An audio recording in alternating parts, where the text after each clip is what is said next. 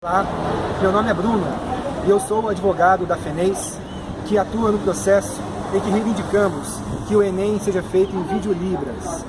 Hoje tivemos uma audiência aqui na Justiça Federal, onde esse pedido é analisado e o juiz determinou que o governo federal traduza integralmente a prova do Enem 2015 em libras. Essa decisão já vale para esse ano. Isso significa que a prova tem que ser traduzida integralmente em libras.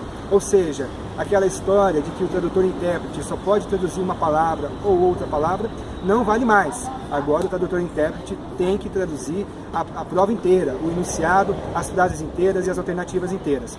A nossa luta continua, porque nossa reivindicação é que o Enem seja feito em videolibras.